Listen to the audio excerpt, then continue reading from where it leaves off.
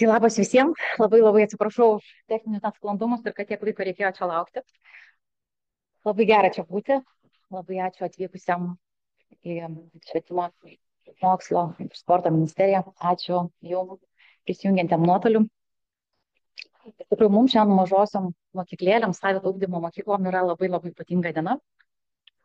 Mes norim save pristatyti, norim pasidalinti, kuo gyvenam. Konferenciją sutiko dalyvauti 9 pranešėjai, kurie dalinsis savo patirtim, savo ekspertiškumu, savo žiniom ir išmintim. Tai labai ačiū, kad atvykote šiandien. Aš esu Akvilė Budreckytė. Prieš daugiau negu 8 metus ieškojau savo sūnui darželio mokyklos ir Trakuose nerasdama tinkamos vietos, nusprendžiau pati su bendraminčių kitom šeimom įkurti mokymosi namus Patirčių slėnį. Tai nuo 6 vaikučių mes dabar esam užaugę iki darželio mokyklos, užaugę iki beveik 100 vaikų mokyklos. Jeigu nelabai girdisi ten gale, tai tada irgi rodykit kažkokius ženklus, nes vis dėlto su mikrofonais šitais irgi nepavyksta susikalbėti šiandien. Tai va, ką noriu labai pasakyti, kas tikrai mums yra svarbu, kad konferencijos mūsų tikslas pasidalinti tuo, ko mes gyvename, kad geriau mūsų suprastumėte, pažintumėt. Ir norime būti taip pat labiau vertinami, suprantami. Tai labai tikiuosi, kad šitas laikas mums konferencijai bus prasmingas ir naudingas, nes tikrai pranešimus, kuriuos mačiau, yra labai įspūdingi. Labai dėkoju ministerijai už priėmimą ir galėjimą organizuoti šitą renginį čia. Labai jauki salė, labai gera čia būti. Taip pat ačiū Antanui ir visiems angelam, kurie padėjo sujungti viską, ką reikia. Tai konferencija bus įrašoma ir paskui bus galima peržiūrėti įrašą, jeigu kažkam nepavyktų dalyvauti iki galo. Tai tie, kurie dalyvaujate nuotoliu, jeigu kils kažkokių irgi garso iššūkių, tai rašykit būtinai komentarus, mes stebėsim ir bandysime išspręsti situacijas. Labai atsiprašau, kad vėluojam ir prašysiu pranešėjų labai konstruktyviai kalbėti. Čia bus Gabija, kuri likus maždaug 5 minutėm iki pranešimo pabaigos jums pamojuos ir parodys, kad, žodžiu, liko 5 minutės ir tas 5 minutės yra įskaičiuotas laikas ir klausimų. Tai jau tada turėkit minti, kad reikėtų baiginėti pranešimą. O dabar noriu pakviesti pirmąją pranešėją. Labai gera pristatyti švietimo mokslo ir sporto ministerijos atstovę, ugdymo programų skyriaus vedėją Ireną Raudienę. Ačiū labai, kad atvykote.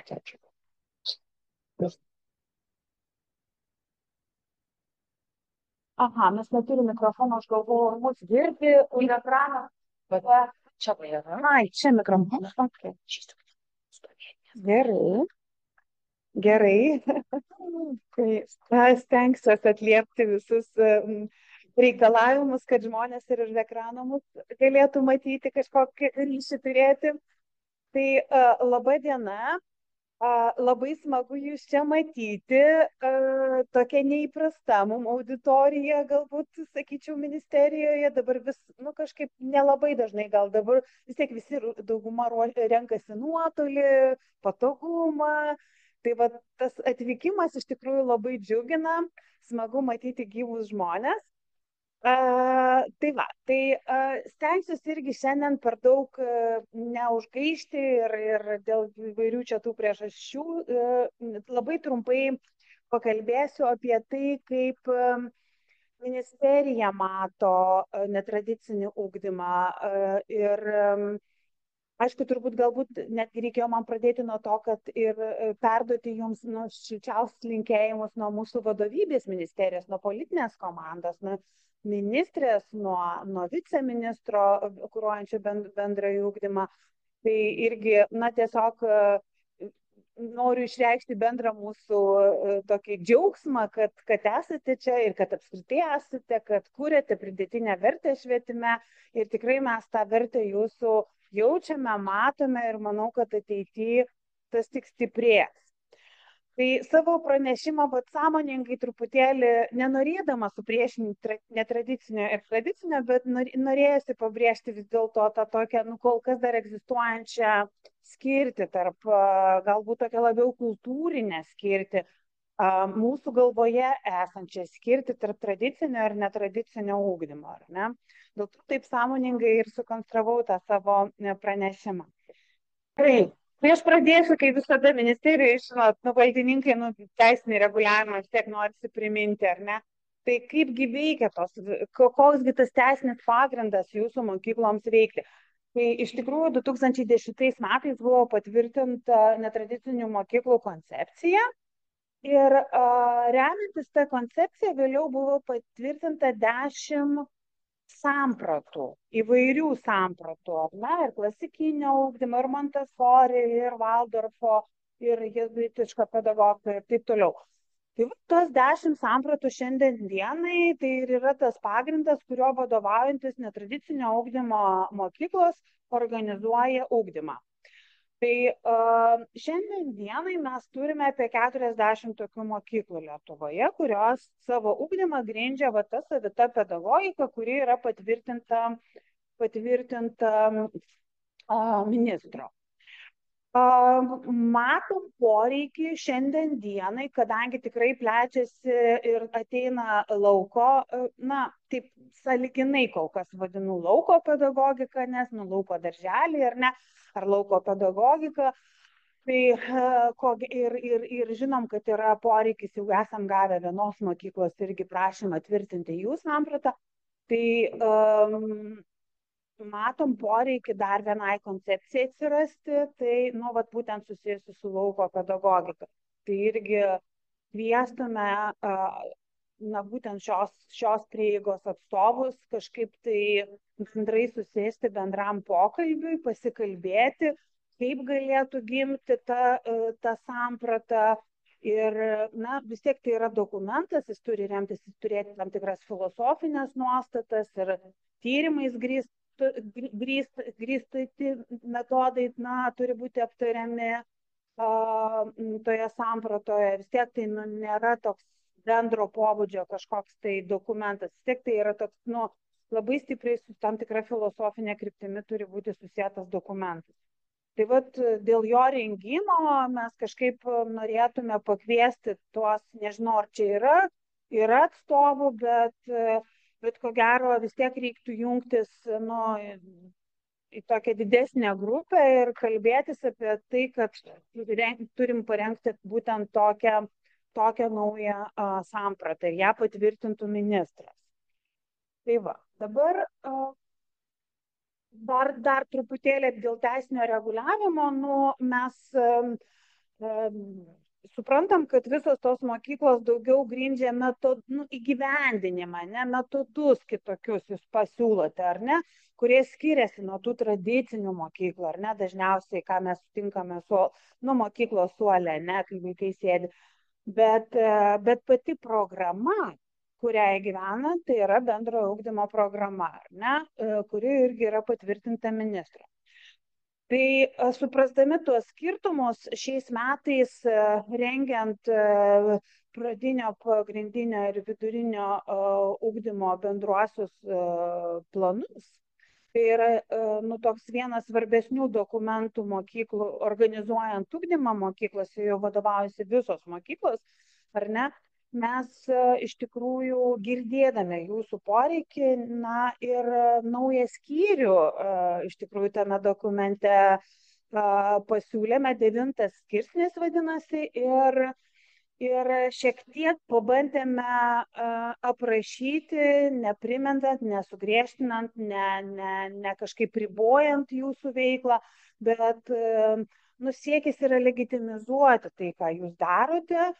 Ir atsirado tokios naujos nuostatos, jūs galite matyti, kad mokyklos, netradicinio ugdymo mokyklos gali perskirstyti pradinėme, pagrindinėme ir vidurinėme ugdyme nedaugiau kaip 25% bendruose ugdymo planuose nurodyto pamokų skaičius ir dalykų turinio savito ugdymo koncepcijai įgyvendinti. Tai yra tam tikra papildoma laisvė, ką jūs galite daryti, ko, sakykime, anksčiau dokumentuose mes neturėjom, tai yra naujovė. Taip pat buvo prašymas irgi, čia atliepiant jūsų prašymus, galimybė formuoti skirtingo amžiaus vaikų laikinasias grupės. Na ir atostogų dienos irgi jos yra dabar griežtai nustatytos visom mokyklom, bet jūsų atveju, yra tam tikra laisvė, jūs galite jas šiek tiek, kažkaip keisti pagal save. Tai va čia yra tokios naujovės, visiškai naujas dokumentas, gegužės 21 dieną buvo ministro patvirtinti bendrieji ugdymo planai. Tai jeigu dar nematėt, nežinot, tai tikrai raginu pasižiūrėti ir rasite ir man atrodo, tai bus toks labai tvirtesnis pagrindas jums veikti. Tai, aš nežinau, ar jūsų auditorijai iš tikrųjų labai reikalinga ta skaidrė, bet vakar ruoždamasi pranešimui aš pagalvojau, kad vis tiek mes turime pasižiūrėti, o kągi sako tyrimai, ar ne? O kasgi yra apie tai, ką mokslininkai tyrinėjantis apskritai, įvairius fenomenus ugdymo moksluose, ką jie kalba, ką jie pastebi. Ir iš tikrųjų mano atradimai privedė prie to, kad mes iš tikrųjų turime geresnius akademinius pasiekimus šitose mokyklose, ar ne? Tai ir kognityviniai gebėjimai, nes mokiniai labiau įsitraukia, labiau dalyvauja procese, ar ne? Jie yra, nenuobodžiauja, ar ne, išlaiko dėmesį ilgiau. Tiesiog įvairūs tyrimai, ne Lietuvoje, bet ir Amerikoje, daug ir Jungtinėje karalystėje, kitose šalyse atlikti, jie tą rodo. Tai vat susikaupimo, dėmesio išlaikymas, kas irgi yra be galo svarbu, ar ne? Ir tokie net ir konkrečių dalykų, pasižiūrėjau, gamtamokslinio ar ne ugdymo, irgi vaikai giliau supranta savokas gamtamokslio ugdymo, nes jie jas patiria ir jie paskui jas geriau atsimena, atgamina, ar ne, iš praeities, ką mokėsi anksčiau. Ir kadangi jie taiko praktikai per patyriminį ugdymą, tuos konceptus, tuos fenomenus išbando, tai irgi sąlygoja tą gerėjančius akademinius rezultatus.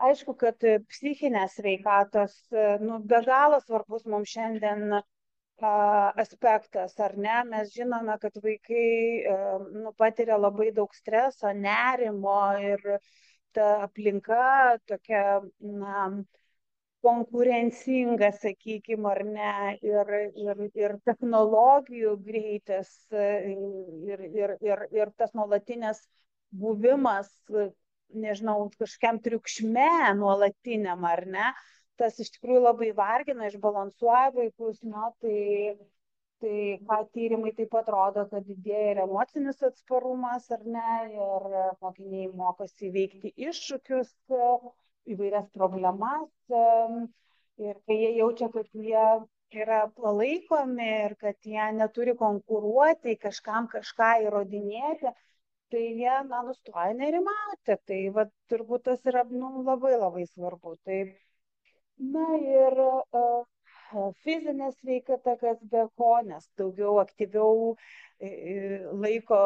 praleidžia laiko daugiau aktyviai veikdami, judesy, ar ne, lauke, tai yra ir imunitetas, ir vitamino D pasisavinimas, daug tyrimų iš tikrųjų rodo, kad vaikams tai tik į naudą, jų fiziniai sveikatai naudą.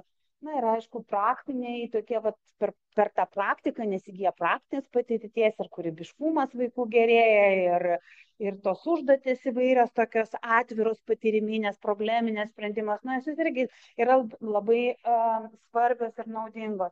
Tai dėl šių priežasčių savaime suprantama, kad reikėtų tas praktikas kažkaip bandyti plėtoti ir ne tik tai jūsų atstovaujamose mokyklose, bet ir tradicinės mokyklos turėtų ką pasimokyti. Aš sakau, vėlgi vadinu taip sąlyginai tas tradicinės, netradicinės, nelabai man patinka tas tokia skirstimas, ar ne. Bet, nu, kol kas tas yra ir galbūt net tie tradiciniai labiau atsiskiria nuo jūsų, labiau pabrėžia tą savo tokį, nu, priklausimą kažkokiai tai ar ne vienai ar kitai prieigai. Nu, aišku, ką mes irgi pastebėm iš įvairių pokalbių ir ką matom, tai tos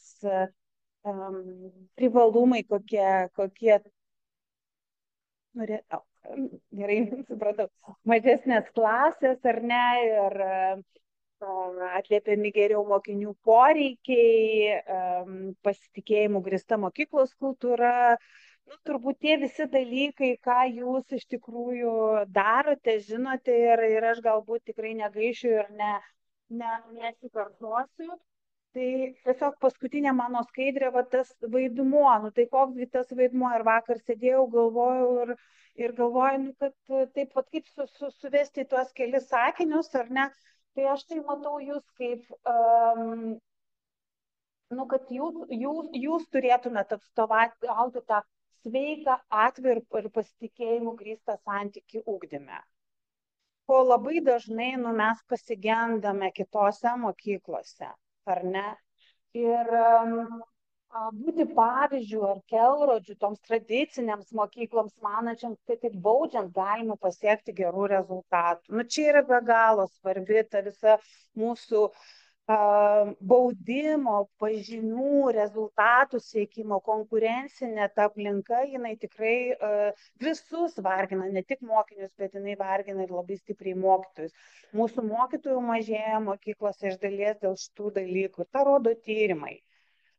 Na ir taip galbūt ir labai aš stipriai sakau puoselėti ir ginti, bet aš manau, kad jau ateinam į tą fazę, kai reikia ginti tai, kas yra svarbiausia ugdyme, ar ne? Tai yra, kad rezultatų būtų siekiame per pozityves mokinių patirtis, netraumuojančias, negąsdinančias, nebauginančias, bet per pozityves patirtis, ar ne? Ir tą galima padaryti, tą rodo tyrimai iš tikrųjų, ar ne? Bet nereikia kiekvieną kartą su vėzdu gąsdinti pažymių blogu, ar ne, mokinio, nes jie ir patys supranta, kad reikia mokytis ir kad jiems tai yra reikalinga. Na ir aišku, jūs esate tie, kurie turite, nu ir galite judinti vat, nuolat keldami kritinius klausimus, reflektuodami savo praktiką, turbūt išjudinti visą sistemą, kad jie irgi nestagnuotų, judėtų, ieškotų naujų metodų, naujų galimybių, naujų prieigų ir nu, padėti siekti pažangos visai švietimo sistemai, kitaip tariant. Tai va. Tai tiek aš norėjau Jums pasakyti, bet tikrai labai džiaugiamės Jumis ir stengsimės palaikyti ryšį nuolatinį, ieškoti sprendimų, kurie na, tiktų Jum ir na, gyvuokit ir toliau ir plėskitės. Labai smagu. Tai sėkmės Jums ir darbuose ir toliau irgi šioje konferencijoje. Tai ačiū Jums.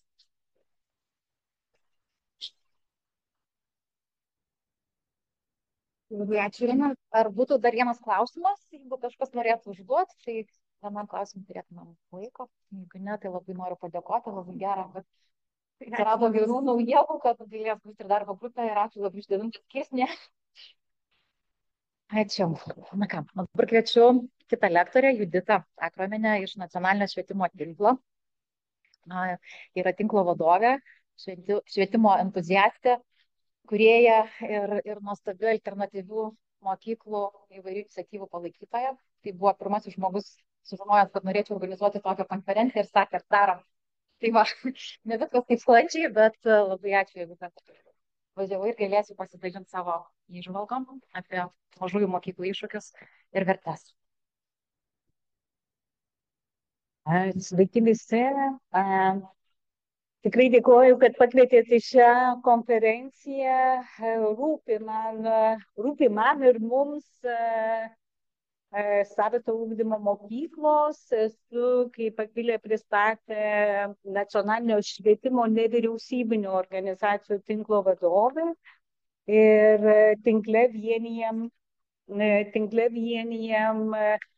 ir ikimokyklinio ugdymo įstaigas, bendrojo ugdymo įstaigas, taip pat neformaliojo vaikų ir suaugusiųjų švietimo organizacijas, įskaitant ir trečiojo amžiaus universitetus, ir turim netgi vieną aukštąją mokyklą, nevyriausybinę aukštąją mokyklą tarp savo narių.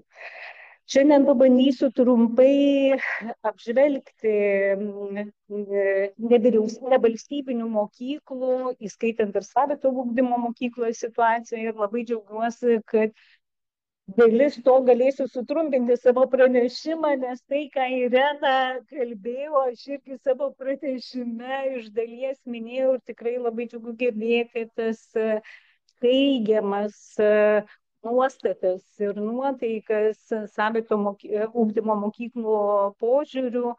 Labai tikiuosi, Irena, kad jūsų ta aura pasieks ir aukštesnį vadovybę, nes iš tiesų, kaip visada, vieniems ir ypač mažesniems tikrai nėra lengva patiems visko pasiekti, ir tai tikrai reikia visada ir politikų, ir tarnautojų palaikymo, supratimo tam, kad galėtume judėti, o ne, nežinau, stagnuoti galbūt tiesiog toj pačioj situacijoje. Ir tikrai norėtųsi tam tikrų pokyčių tiek nevalstybinio ir ypač savito ugdymo mokyklų galbūt, arba apskritai sampratos situacijai. Tai bandau ir tuo pačiu pranešime irgi, nežinau, ar patys jūs esat girdėję, bet kažkaip pastaruoju metu dažnai pasigirsta, ką ir Irena minėjo, to valstybinio arba savivaldybių mokyklų priešiškumas nevalstybinių mokyklų požiūrių.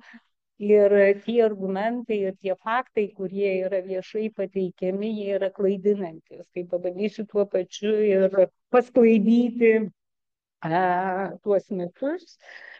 Lietuvoje nevalstybinių mokyklų yra per 107, darželių atsiprašau, apie 170, ir juose mokosi apie 8 000 vaikų.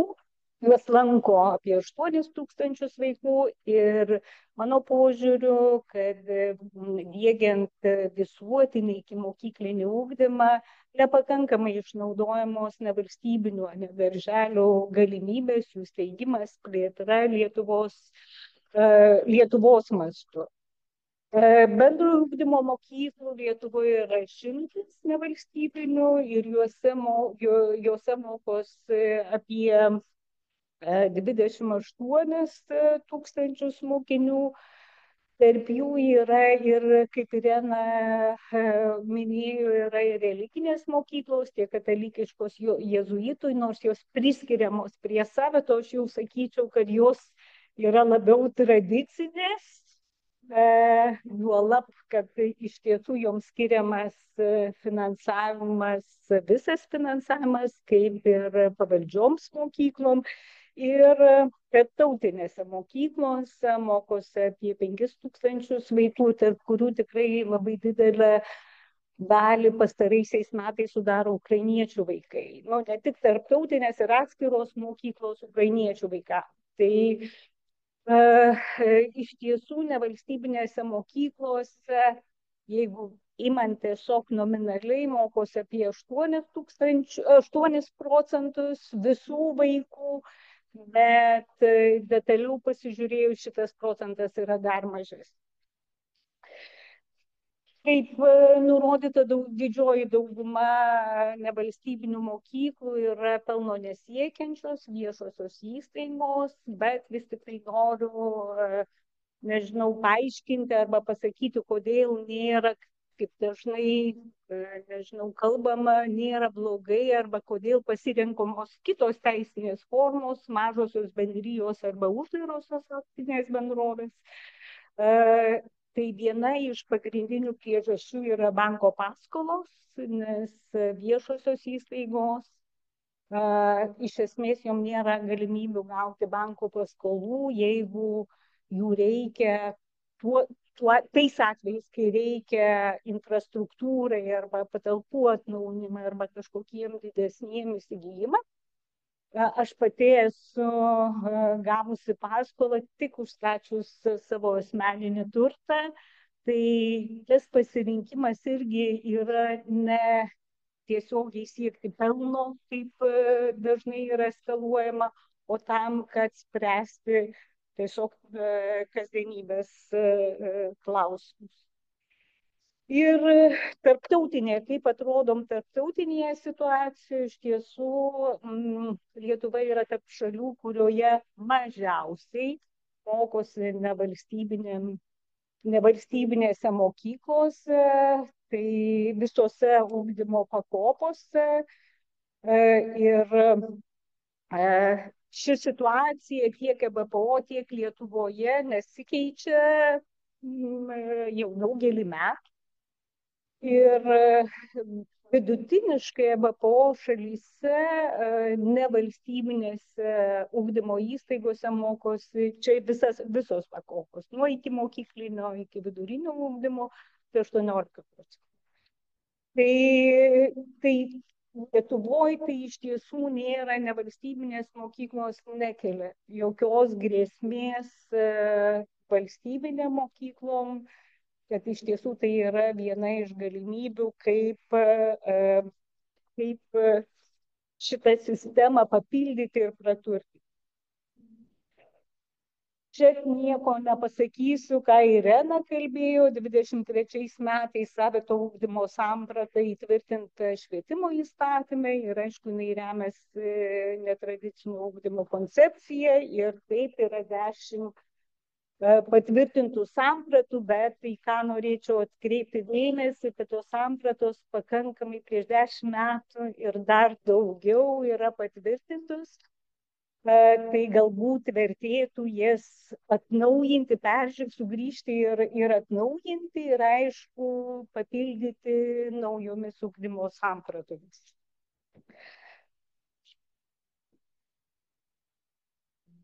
Kokie iššūkiai? Aš kalbėsiu apie išorinius iššūkius, jūs tikriausiai daugiau žinote apie vidinius, kiekvieną politinį ciklą atsiduria nevalstybinės ir ypač savito ugdymo mokyklos, kadangi jos yra mažesnės, atsiduria politikų dėmesio taikinyje ir aišku, tai dažniausiai būna neigiamos nuostatos, kažkaip susitelkę tą puolimą atmušam, bet tai iš tiesų nesukuria tvarių sąlygų ir galimybių vystytis ir augti ir sudaro daug neapibrieštumų dėl šių mokyklų ateities.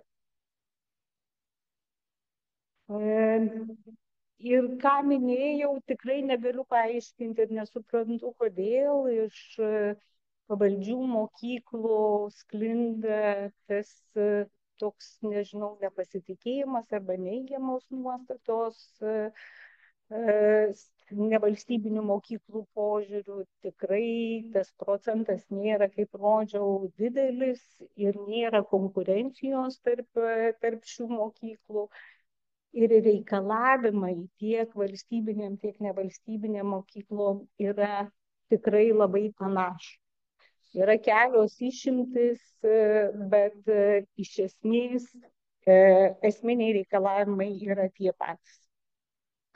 Ir tai, kas, nežinau, man atrodo, tikrai yra iššūkis savito ugdymo mokyklom, tai bandymas įsprausti, apibrėžti tam tikrus rėmus, normas ir šiuo metu vykdomi pradėti išorės vertinimai nevalstybinių mokyklų ir tie kriterijai, kurie taikomi, yra taikomi tie patys kaip ir kitom mokyklom, visom mokyklom. Tie kriterijai nėra pritaikyti, tai ne tik be politinės valios, mano požiūriu, reikėtų keisti ir tas nuostatas, kaip vertinamos šitos mokyklos. Paminėsiu kelis: higienos paso normos, mokytojų trūkumas, dalykinių kvalifikacijų pripažinimo supaprastinimas, tai yra šitie klausimai arba iššūkiai, su kuriais susiduria visos mokyklos. Ir sprendžiant, pavyzdžiui, mokytojui, net ir jeigu suteikiamas 1 metų, apie 1 po to galima galbūt pritesti įtaisymui šitų trūkumų, tai, nežinau, tuos trūkumus taisant, dar labiau valstybinių ir nevalstybinių mokyklų tas konkurencija arba kiršinimas stiprėja, perviliojant mokytojus, sudarant jiem kitiems sąlygas. Tai šitų klausimų, mano galva, neįmanoma, pačios mokyklos negali išspręsti be ministerijos, be politinės vadovybės kažkokių bendrų sprendimų, nes jie yra tiesiog objektyvūs. Ir vis tik tai keliu klausimą, gal vis tik gerai, kad nekalbu apie turinio dalykus, gal gerai, kad savito ugdymo mokyklos netelpa į tuos rėmus. Ir jokios permainos, pokyčiai, naujovės neįmanomos be bandymų, nediegti kažkokių naujų dalykų. Ir tai aš tai vadinu šitas mokyklėlės kažkaip geraisiais įskiepiais švietimo sistemoje. Ir tam, kad jie nesudžiūtų, augtų, juos reikia iš tiesų puoselėti. Taip kaip kažkada, nesakau, kad viskas labai gerai, bet kai buvo politinė valia ir buvo sudarytos palankios sąlygos, tai Valdorfo, Montessori ar kitom mokyklom, kitom savito ugdymo mokyklom buvo sudaryta palanki ekosistema tam, kad jos galėtų sutvirtėti. Ir nekalbėsiu, matyt, visi jau tą žinot, kad tikrai savito ugdymo mokyklos, jau kaip minėjau, turi savo visą rūpintis pačios savo infrastruktūrą, finansavimas yra tikrai netvarus, tiek nevalstybinės mokyklos, dažnu atveju, tikrai labai dažnai mes su aušra iš Valdorfo peržiūrėjom europinius projektus, kur nevalstybinės mokyklos buvo eliminuotos iš daugelio projektų ir net jeigu jos nominaliai ten buvo įtrauktos kaip partneriai, deja, realiai gyvenime jos negalėjo gauti to finansavimo. Reikalavimai keliami tokie patys kaip ir visom mokyklom, pavyzdžiui, dėl specialiųjų ugdymosi vaikų priėmimo ar negalią turinčių, tačiau mokinio padėjėjams šios mokyklos lėšų negauna. Ir, žinoma, ūkio lėšos, dėl kurių taip pat negauna. Nekartosiu, kas yra šioje skaidrėje. 21 metais kartu su VU mokslininkė atlikome tyrimą, kokybinį tyrimą apie nevalstybinės mokyklas. Joje dalyvavo pradinių mokyklų vadovai, mokytojai ir tėvai. Iš tiesų, ką tik tai trumpai paminėsiu ir nesiplėsiu, ką ir Irena sakė, didelis dėmesys kokybiškiem santykiam tarp mokinių, mokytojų ir visos bendruomenės. Procesas yra svarbesnis arba dėmesys procesui didesnis negu rezultatas. Tada ir rezultatai išeina matyti geresni ir, aišku, bendruomeniniai santykiai, tėvų įtraukimas ir vaikų įtraukimas tiek į mokyklos gyvenimą, tiek į sprendimų priėmimą. Ir vaikų balsas yra lygiavertis suaugusiųjų balsui, ir kaip čia įgyvendinama ta socialinė praktinė demokratija. Ir paskutinis, čia neišsamei, bet man atrodo labai svarbus irgi iš dalies yra visuminis ugdymas, visuminis požiūris į ugdymą, kad visi raidos aspektai yra vertinami vienodai ir vienu metu bandoma jie ugdomi.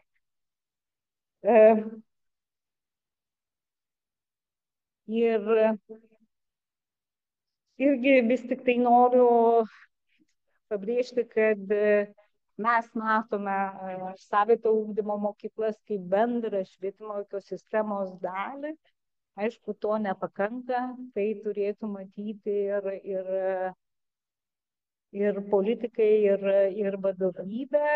Ir iš tiesų tam, kad nebūtų skirties tarp tradicinio, netradicinio ugdymo, o būtų skatinamas bendradarbiavimas, gerosios patirties perėmimas ir kiti dalykai.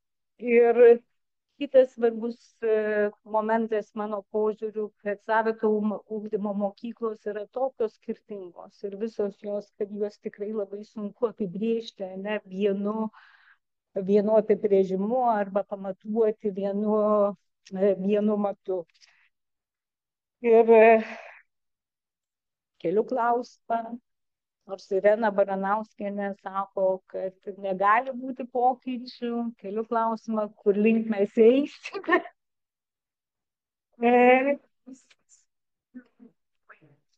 Gerai, kur link eisime, ar liksime ten, kur esame, kur iš tiesų švytuoklės principų bandysime, būsime ten, kur dabar, bet tai tikrai sukuria labai daug neapibrėžtumo šiom mokyklom.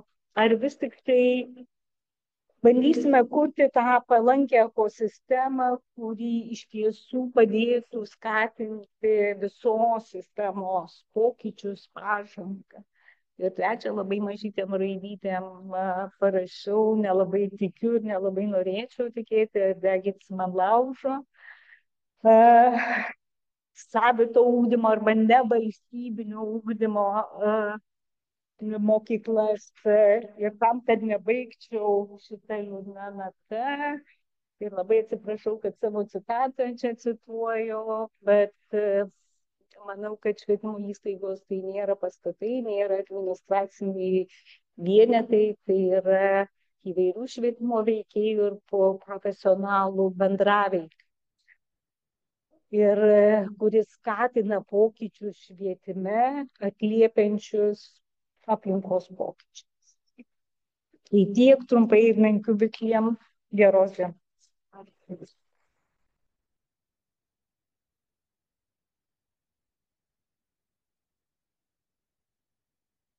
Dėkoju, Judita, tikrai labai gera, kad matai ir visa švietimo platforma tinklas mato mūsų savito ugdymo mokyklų kuriamą vertę ir prasmę. O dabar turim vieną komentarą. Dainius Žvirdauskas, yra švietimo tarybos narys ir valstybinių mokyklų vadovų asociacijos prezidentas. Ir norėtų pasidalinti savo keliom įžvalgom.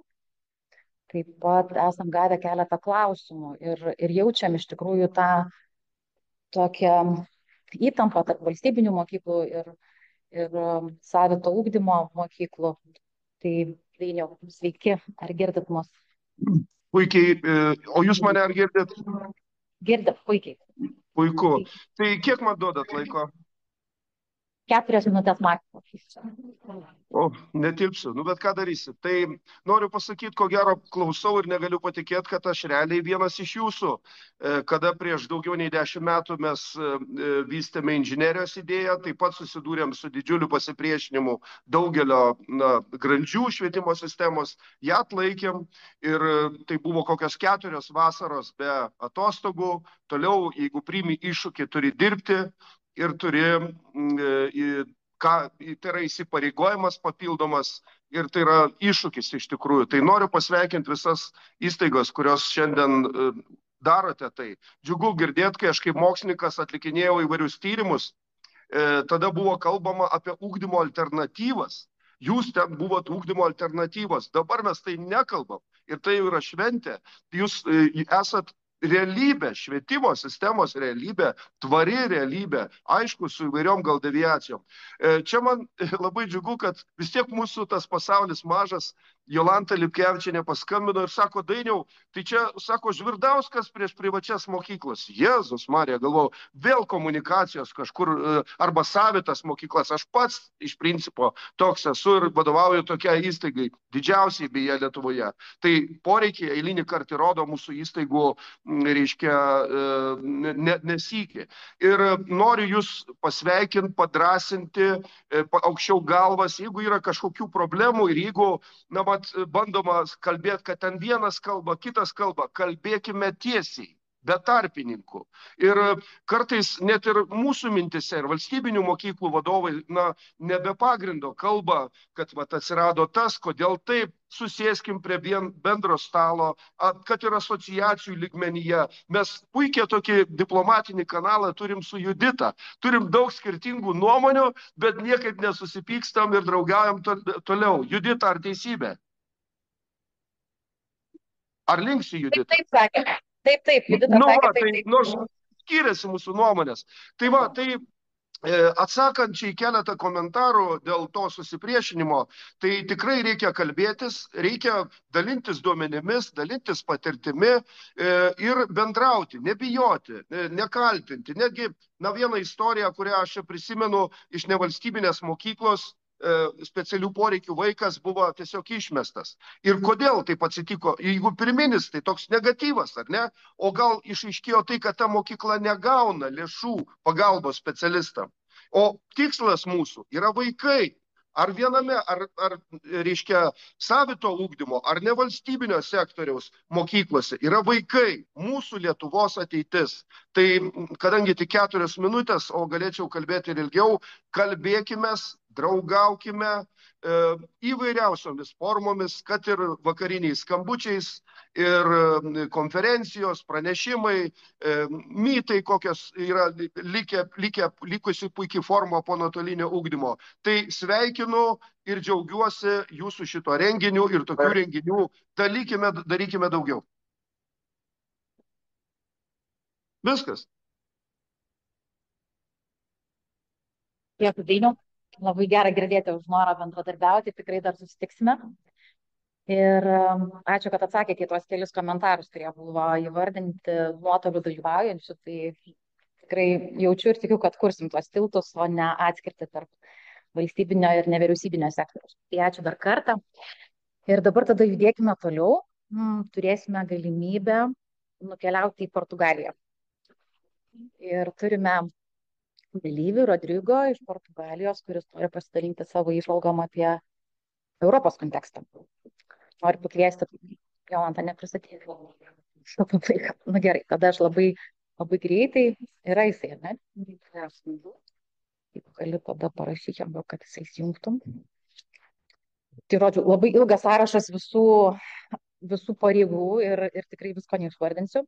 Tai noriu paminėti tik tais kelias. Tai Rodrigo yra nepriklausomų mokyklų nacionalinio asociacijų tarybos pirmininkas, nevalstybinių švietimo įstaigų asociacijos vykdomasis direktorius ir dar visko labai daug. Rodrigo, hello, can you hear me? Yes, hello, good morning, very well, thank you. Okay, very nice to meet you, thanks for joining our conference. Tai atsiprašau visų dalyvių, kurie nesuprantat, jeigu anglų kalbos, tai tada labai kviečiu paklausti pas kokį kolegą sėdintį šalia, nes neturėsim galimybės dėl laiko stokos išversti pranešimo. So, Rodrigo, I know you have lots of work experience with NGO schools, so we would like that you would share your vision, your ideas. So, if you would be able to make it as short as possible, we would be very thankful. Sorry, we are late with the technical issues. So you also please present a little bit about yourself, because I said just your roles, and I know that you're doing much more. Okay. Thank you. Okay, so good morning. Thank you very much for having me. My name is Rodrigo Melo. I'm Portuguese, but I am chairman of the European Council of National Associations of Independent Schools. So we are an NGO based in Finland that represents 20 associations of non-governmental schools in 12 different European countries. Today, what I would like to share to you in 2 or 3 minutes is what is European non-governmental education in Europe and what it means for the different national education systems. The first fact I would like to share, and that is very important, is that non-governmental schools represent 20 million students in Europe, so almost 20% of the school systems. Therefore, it's very important for all European states to take into consideration that non-governmental schools are not a very small sector that might exist or not. It's a big sector, and in some countries, it represents almost half of the students in the education systems. In most of the countries, there is some kind of support for parents who go to these schools. And one thing we see across Europe as that this independent sector or non-governmental school sector is really the sector that is leading innovation in education. I will leave you then these numbers just to show you that in a lot of countries, the independent sector or the non-governmental schools represent even the majority of students in different stages of life. Here, for instance, in the Netherlands or Belgium, more than half of students in primary education go to a non-governmental school with public funding. Even in lower secondary in the Netherlands, it's almost 80% of students, Belgium 60%, Malta and UK, again, almost half of the sector. And so the fact is that independent schools really represent a lot of students, and they should be cherished by state authorities. And this is for one simple reason. Independent education is all about pluralism and diversity. In most countries, different pedagogies, different curriculums, different approaches, all this is presented to parents by the non-governmental schools. In fact, this has even been recognized in the European Parliament. In 2018, with a vast majority, almost unanimously, the European Parliament passed a resolution where it made clear the importance of non-governmental schools to ensure that parents have the offering of different religious, philosophical, and pedagogical convictions. And this diversity makes up also the strength of Europe. The strength of our countries come not for us being all equal, but for us living together within our diversity. And this fact led the European Parliament to propose to the governments that they give adequate financial support for all categories and all levels of schools, including non-for-profit private schools. And this, in practice, means very different things in very different countries. In some countries, there is no funding at all for parents who want a different approach to schooling that they find in the private sector. So all parents that go to the non-governmental sector have to pay. In some countries, there is small amounts of funding.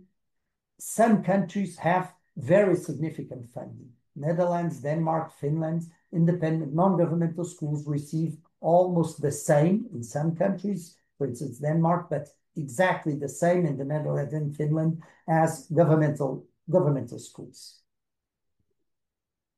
And this is what I bring to you that I think is more important. It's that finding the right balance between autonomy of the non-governmental school sector and regulation from the state. We all believe that education, a fundamental value, and because of its importance for personal development, must be regulated by the state. There are a certain number of rules that we all have to comply. This does not mean that regulation for the non-governmental schools has to be equal to regulation for the governmental schools. And certainly this means that regulation may not end the autonomy of the non-governmental school sector. And this is why the scale, the balance of this scale is not an equal balance. It has to balance towards autonomy in pedagogy, choosing the headmasters and the leadership, and defining the ethos of each school. And so when we speak about curriculum, when we speak about funding, when we speak about teachers or even facilities, we have to take into consideration that the ideal regulations are not ideal when we think about the independent school sector. Of course, we would all like our schools to be very well built with air conditioning and all the conditions, but that is very expensive. We cannot say that I can only have a school if it becomes very expensive for the parents. And so, in a nutshell, what I would like to, in the 7 minutes I would give to share with you today and leave some thoughts for Lithuania with the conversations I had with Jolanta, I think this might be the most important for your conversation today. Firstly, diversity and pluralism are important in education. No society will be rich, no society will be sustainable if it is homogeneous. This is good values in education. Secondly, regulation of independent schools must take into consideration that these schools are the expression of a basic human right, the freedom of education. So non-governmental schools are not an ordinary business like a shoe shop or a factory. Therefore, regulation has to take this into consideration. And so when we speak about health and safety issues or licensing requirements, of course they are very important, but they must not be so that would make it impossible for society and NGOs to create small schools or to create affordable schools. Third idea, it's very important that there are funding schemes to support families. Simple, transparent, and with the right incentives. But the existence of support for parents is what makes also the governmental schools, the non-governmental schools, inclusive. In a lot of countries where there is no support, Greece, for instance, there is a big social divide between the parents who are able to pay to have their kids in non-governmental schools and the parents that, because they are not able to pay, cannot make a choice. If we want diversity within schools, we must have funding schemes. Finally, these funding schemes may not bring too much regulation for non-governmental schools. Of course, a certain amount of the regulation is important and must be in place, but it always must leave space for the school's autonomy, for the school's ethos, and for us to continue on innovating and bringing new ideas and new values into education. In a nutshell, thank you very much. This was what I wanted to share with you today and say that as a European non-governmental school organization, we are completely willing and anxious to help you in any way you find it can be useful.